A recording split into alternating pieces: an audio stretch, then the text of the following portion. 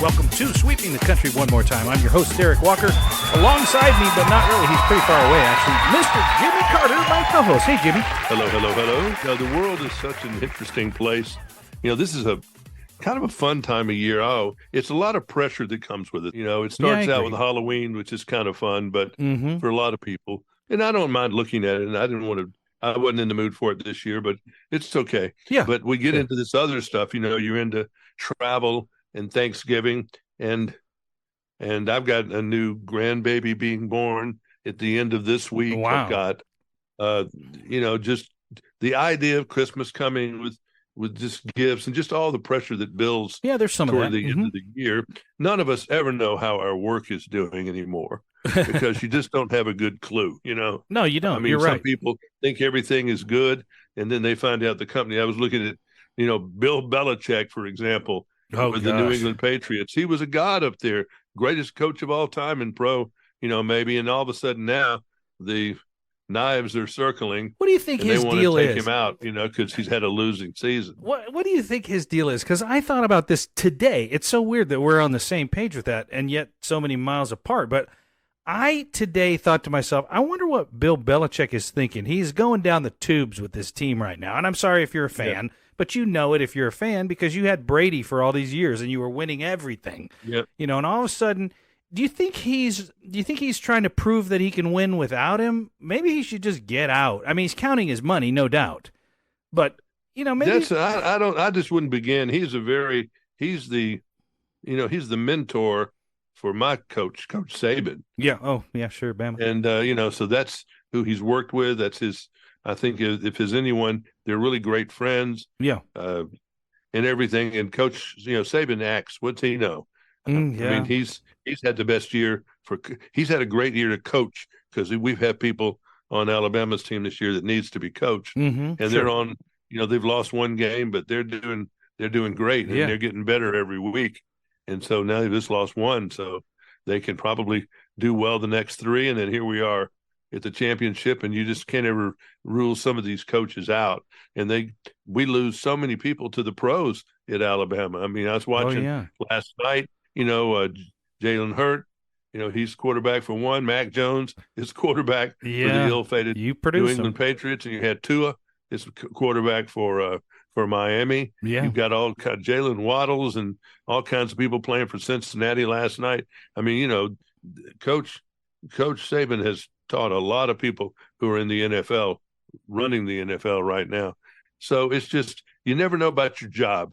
1 minute you're good and 1 minute you're stuck and 1 minute you're out. Yeah, true. And trying to teach, we've had careers and you've done other things beside broadcasting, but that's really what all I've ever done. And it's just, I'm exhausted from just looking back on it, just looking backwards, which I don't want to do. I'm exhausted looking back at your career. Of all these people, these different personalities, you had to get through to get in the front door. And then get on the air, and then you end up quitting usually. Yeah. At some point because you just can't take it anymore. Yes. The monkey business and the bull crap and the that ego, goes on in a lot of these. egos. But I don't know that the young ones will ever have that experience because it's not like that anymore. You can't. You're right about that. Everything now is automated, and I think if you're not born with a laptop in your hand, you're going to be behind. That's just my theory. A lot of parents are keeping their children away from computers, and whatever the school wants to tell them, that's fine. But they're not letting them on screens at home, and they're not letting them do any of that. Well, there was something interesting since you brought it up. I think it was in Florida, but I can't remember. It might have been Texas. There was a school that took away cell phones from the kids. They just took them away and they put them in little cubbies, and then they went to school. And they got them back at lunchtime or whatever. But they noticed something about the kids. They started to interact and play with each other at recess. Sure. Oh, the cell phone is the devil. They really ought to do that. They should have not allowed that in the rooms anyway. They should just take it out of all the schools. I know people are going to go, what did you just say? Give them one of those pouches like they give you at concerts now. Yeah. Where you've got your phone, but you just can't get to look it at it unless you break the seal and do all that, and then you're in trouble. So, everybody needs to do that for sure. Indeed. But it is different. Cell phone is really, it is different. But, part of the deal with these a lot of people these days, I guess whatever generation, who can blame? It's just situation changes all the time and how we learn. Somewhere along the way, the World War II generation that raised me and so many others gave us some kind of work ethic. Yeah, they did. I mean, it's something that, work guilt, maybe, that if we weren't working, we're guilty. Unless I we're agree. some defined vacation or something like that. Mm-hmm. And these generation now, subsequent ones, generations, the whatever they are, Z's and Y's and B's, they don't seem to have that. And I think these people, the ones that are now working at home, that's horrible. I think it's just, we're doing it now, but right. I wouldn't have I just can't imagine if I had started this way. Yeah, I don't know if I would understand the commitment level. You know what I mean? I've done some work from home, but I had a base just like you. Of you going to the office, you're there at 3 or 4 in the morning. You're going right now, and you are going till they don't need you anymore. There was no time. It'd be great to get off at 5, but in the media business, as you know, and for me, there's no such thing. There's no downtime. Yeah, but I just don't know if you can. I don't know if it's parents. I don't know that you could. I saw my father work hard. My mother was a housewife, and she worked really hard. Yeah, but doing that, but it's just I don't know if you can teach that, or obviously you can't hand it down. I have to my immediate children, but the ones below that, that are in their 20s, and that's not just my children, it's all of them. I see a lot of them that work hard and seem to have a commitment to work. Yeah, but they seem to be naive about so many things, and every time I hear people saying, "Oh, I don't know what's going to happen to us," and all that, man, nothing was crazier than the 60s, being raised in the 60s. That's the truth. Nothing was more dangerous. Nothing was more nuts. From the fear of nuclear war, which was real, not just, inferred. It was being shoved down her throat. There was a bald-headed man from Russia that was saying, "We will bury you." Yeah, he was going to kill us all. It was much like what the Jews are hearing now. Yeah, we want you dead, or Hamas is hearing, "We want you dead." And it was hot fire, not just cold fire. So we survived. We all got out of the 60s. The hippies certainly had their run, and who knows what they've had to do with our problems, but because they were just doping and anything goes, man. Anything goes. Anything goes, and I think we're paying for that to some degree. I agree. But somewhere along the way, and I don't know where it was, it's just it's just odd. These are odd times. I don't disagree with you on that at all, and I like to think that you can hand it down, like you said, your immediate, hand me down to your next of kin. You were able to do that. I feel like we were with our kids. I feel like sometimes people get my 20-something kids now, right? They'll meet them, they'll hire them, and they'll be like, "Wow, these kids have a great work ethic." Is that because the rest of them don't?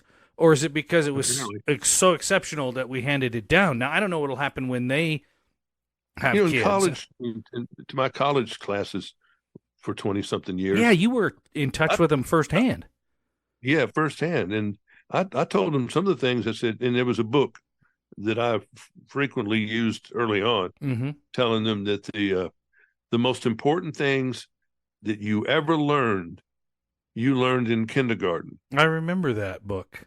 Was about don't steal, don't lie, cheat, don't cheat, don't wash your hands, all this stuff. You learned all that stuff in kindergarten, whether you chose to or not. You learned it, and those were the guidelines for a lot of your life if you were listening.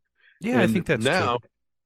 True. It's just that we live in a culture that the children were raised in daycare, for better, for worse. I don't know. Yeah, it was kind of the thing you had to do. I think their comfort is in groups. I think they love being in groups because that's what they were. That's how they were raised. They were raised in a pile of kids. Yeah, and I think they enjoy being in a pile of kids, whether they know it or not. Yeah. I think that's their comfort zone. I would agree. Is when that's why they don't mind being in concerts, with all the zillion people. I've noticed that, Jimmy. Being in that way. I've noticed that with somewhat, to a certain extent, with electronics and gadgets and things like that from the generation below me and below you, in that I'll sit down in front of a PC and it takes me a little longer to get to the next step, right? I got to look for it. I got to click on it, and they whiz through like it's part of their brain. They are connected to that stuff, and it's second nature. If you don't know how to operate, one of these phones like real quick, they get frustrated with you. You got to you don't know what you're doing. Give me that. I'll do it for you.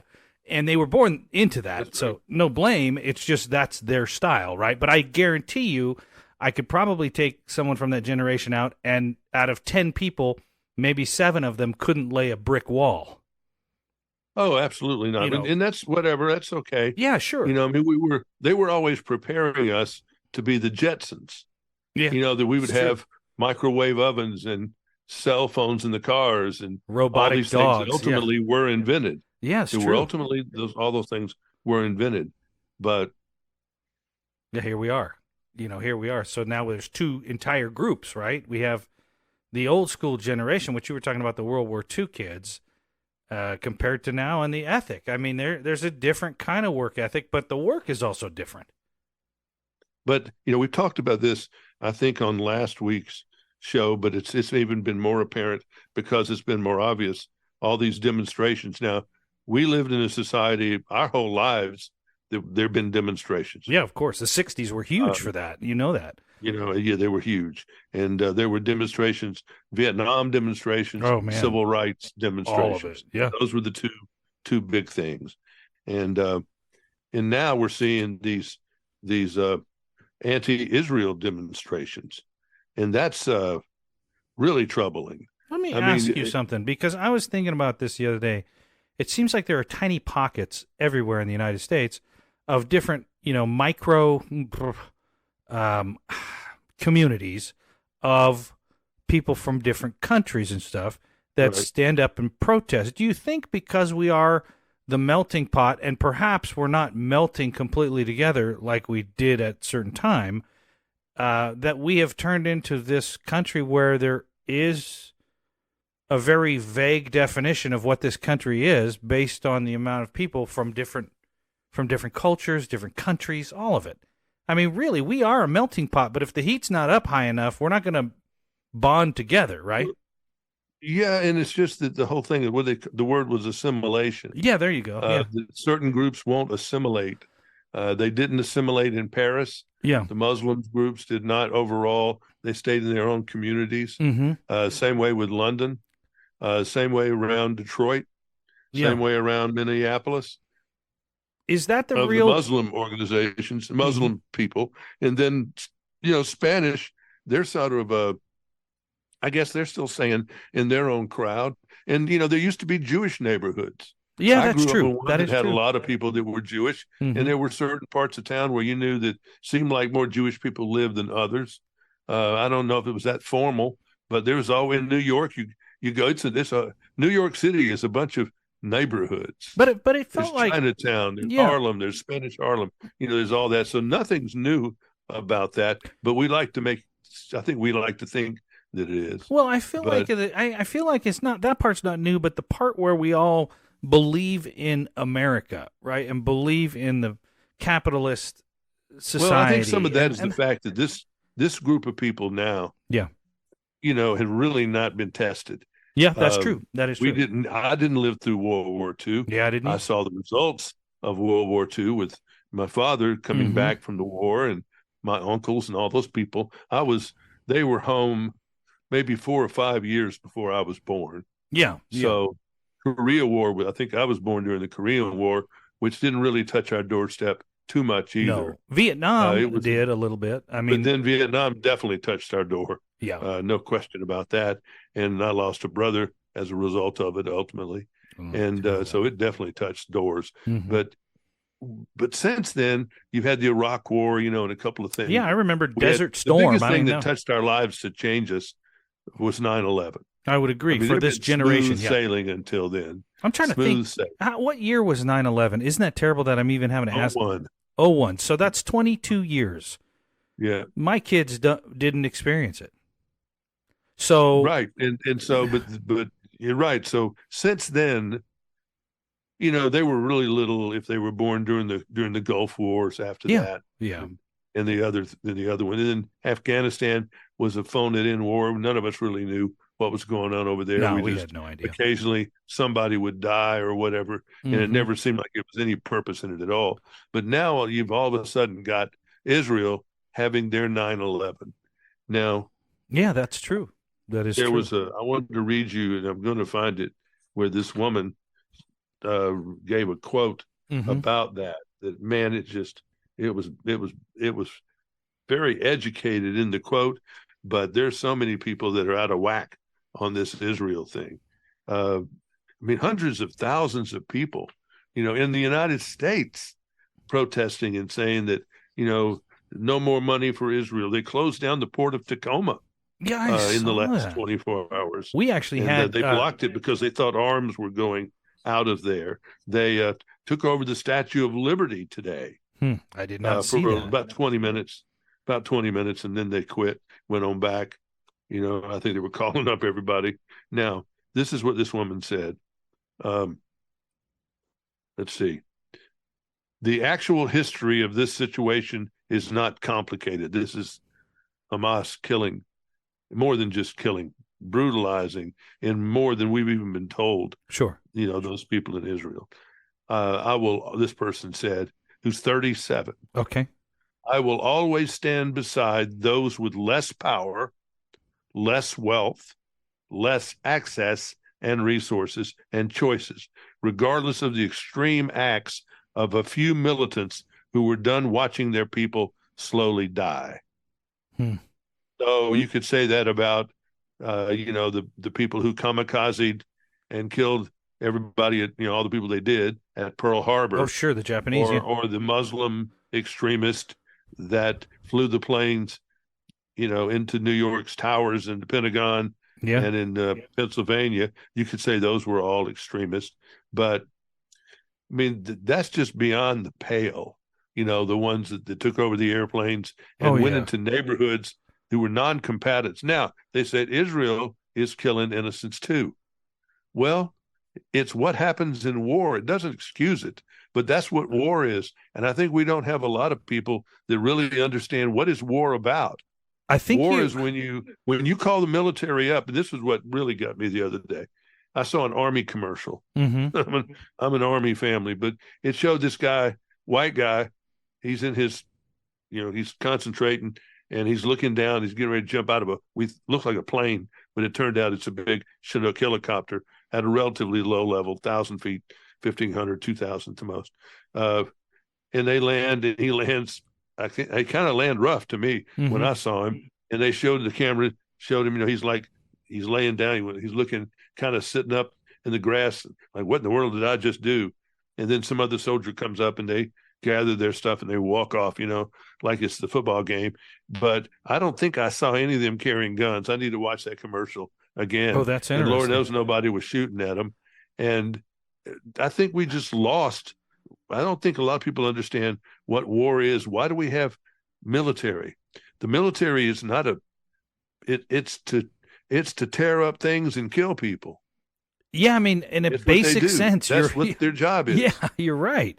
You're right. And that's why we have bombs. And these are not just toys. These are, when you've got two carrier groups over there with submarines, those are instruments of mass destruction. And can I add to this real quick? I mean, you're talking about people who came into Israel and just murdered people that really were innocent people just in their homes. More than just murdered. Murder's fair enough. You kill somebody with a gun in their home or something. We're talking about slaughtered. Okay, fair enough. Slaughtered is it'd be like human slaughtering little animals. Okay, fair. No, I agree. It was heinous. It was awful. Yeah. But you have these people come in. You think for a second, and I know the answer, what you're going to say, but I don't know if people do because they haven't experienced this. And this isn't even firsthand. This is over in Israel and Gaza, right? But do you think those people understand a sit-down negotiation, Jimmy? Do you think you can go in there? Because their hate for Israel, in this case, their hate for Israel is so great, there is no negotiation. No. And anytime you listen to them, and they will tell you very clearly that they said Israel must die. So what do people that don't think this is right want Israel to do? They have to. They don't want them to harm. I guess they don't care if they kill the Hamas people. Yeah. But they don't want them killing innocent people. But when you've got a group of people that have surrounded, when they embed themselves with those innocent people, it's called a casualty of war. And there have been hundreds and thousands and millions of people. What do you think those people, and there are people who will argue about this.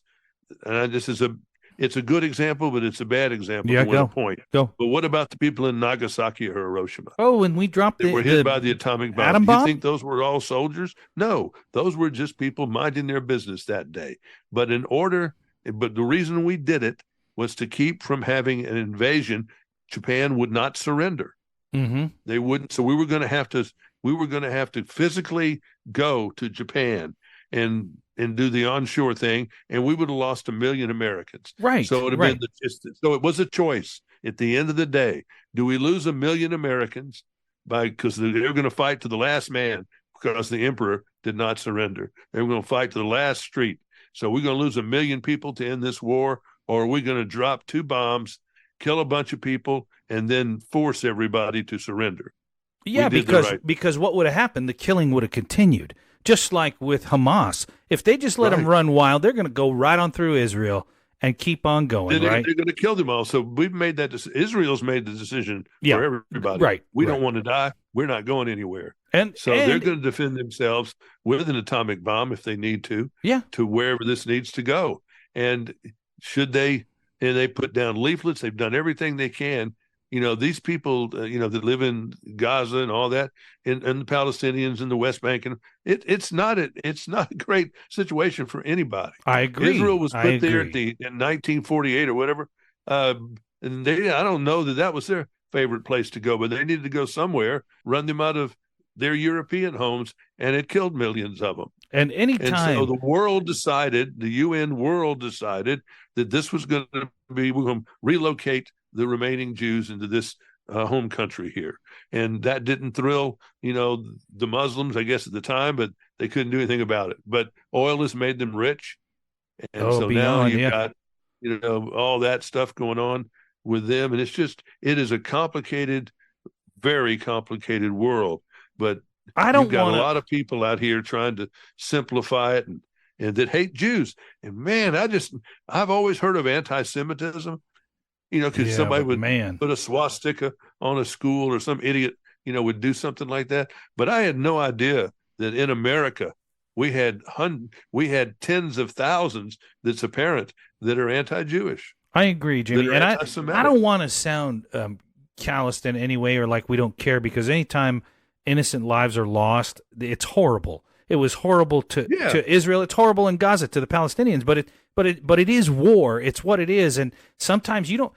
You bring an exterminator in to kill cockroaches, and sometimes it kills. Sometimes you kill things that are unintended. Right. You have unintended consequences. Yeah, and it's sad and it's horrible, and I don't know what the answer is, but war is war, and it's been war for a long time.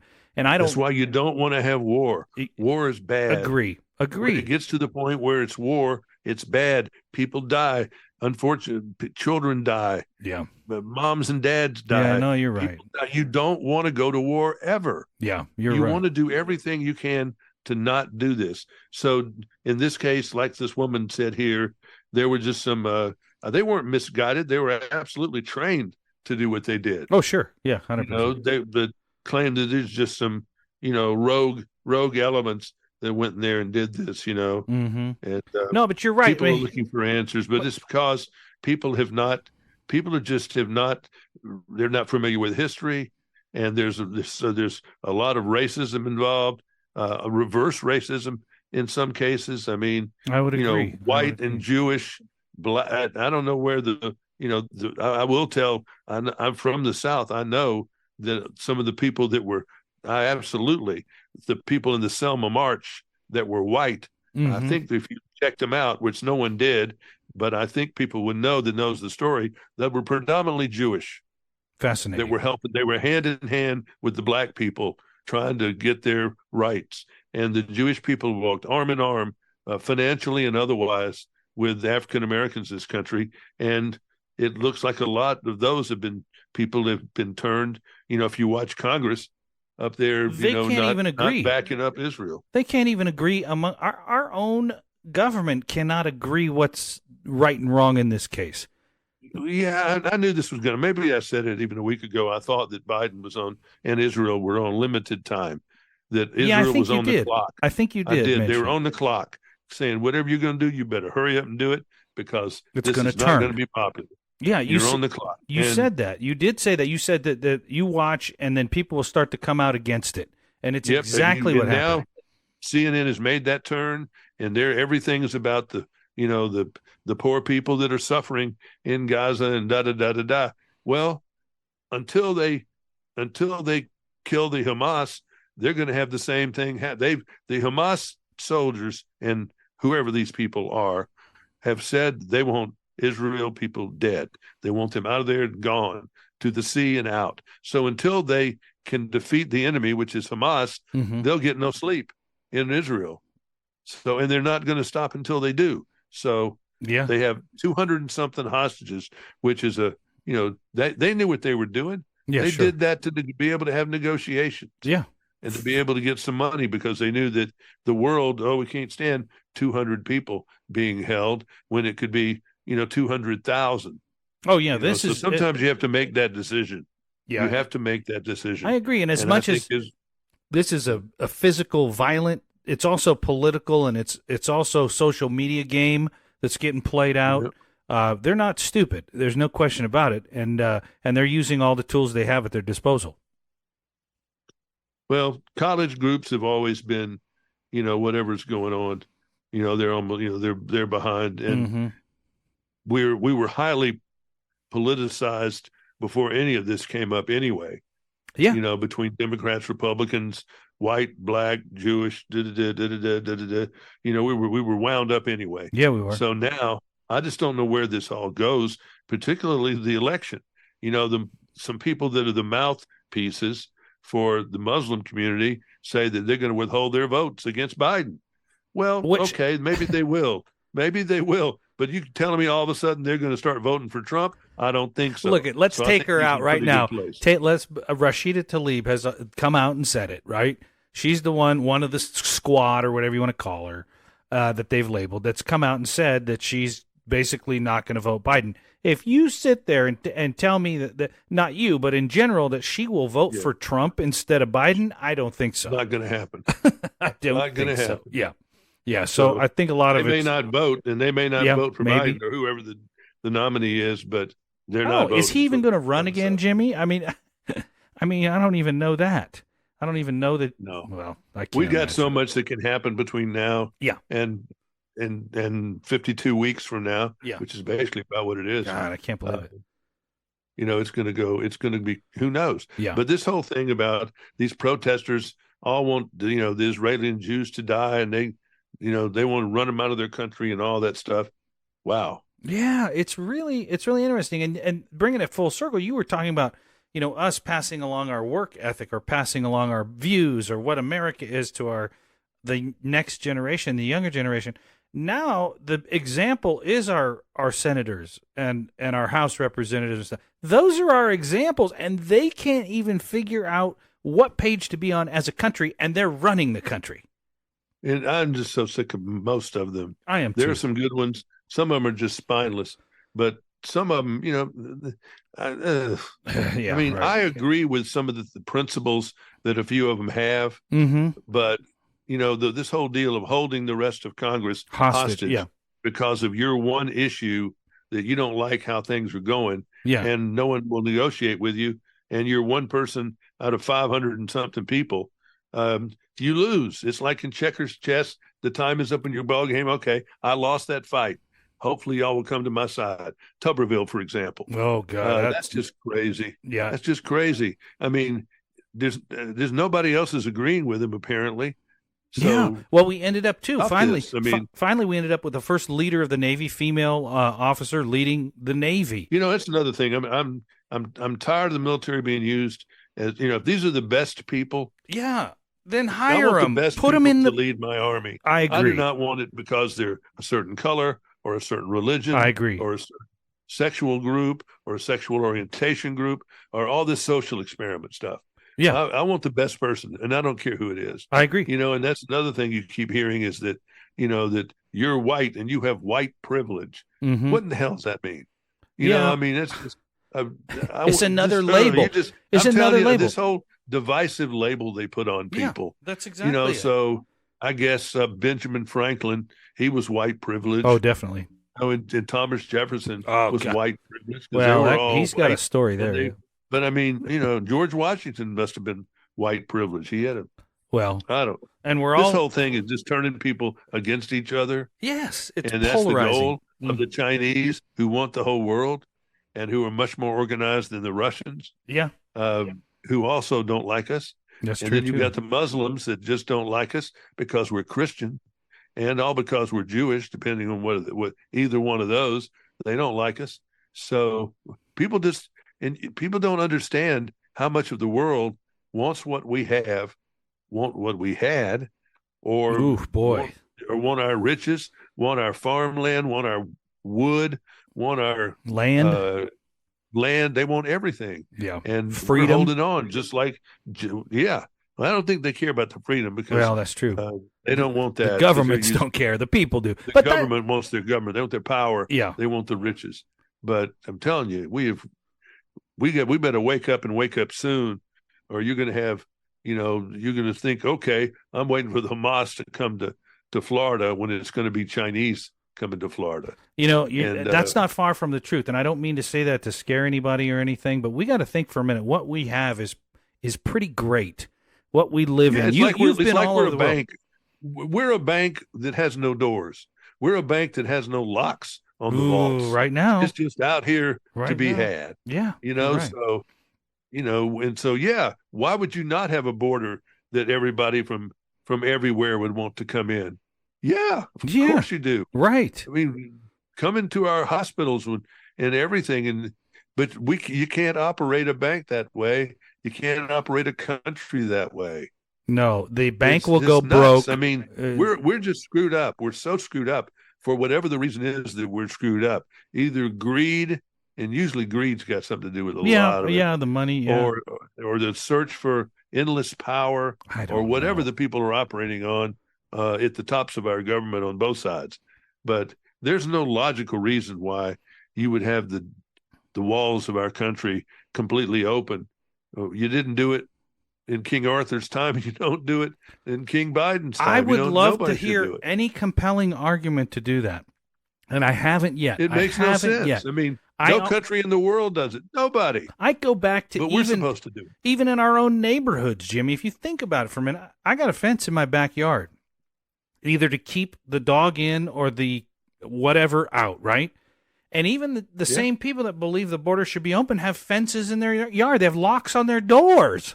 Everybody's got a lock on their door, so it just doesn't make sense not to control the ebb and flow of new residents to the country. We've gotten turned around. I agree. I mean, when a store owner cannot defend his own property there from people stealing it from him. Gosh. I mean, when that's a law or a rule, we got a problem. You got problems. Yeah. And we've just and I think the people on the cuckoo side mean well. I think they mean well. I just can't believe that they just have bad things. They're mean and they're trying to hurt us. I think they're trying to some kind of compassion, but it's ill-placed. I would agree with that. I would think the thinking to me is, come on, that's the right thing to do. We got to do it. But sometimes it's the hard decisions are the right thing to do.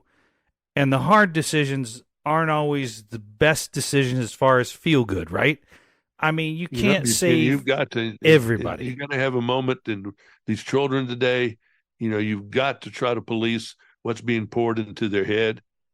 You've got to have discussions about them that say war is bad. War is bad. Yeah, that's the last thing you want to do is have a war. Mm-hmm. The last thing you want to do is have a fight. You want to have a disagreement and figure out a way how to settle your problem before it gets to the fight part. Because fight, you can get hurt. Man, so much to think about today on Sweeping the Country. And I know it's a tough subject to cover, but it's a subject This stuff that we're said. Living it right now. Yeah, it's got to be said. I mean, we've got this, and I don't even mind that going back to the kids in the school. Pull the cell phones. Let them go to school through high school with a moderate usage or no usage in school, just to keep that, not to control what they're seeing, but to let the parents control it, because at school nobody's watching it. But I mean, so much to think about. So much to think about. And yeah, we're on the wrong path right now. There is no doubt about it. Freedom is not free. Till next week on Sweeping the Country, I'm Derek Walker. I'm Jimmy Carter. Good day. Good day.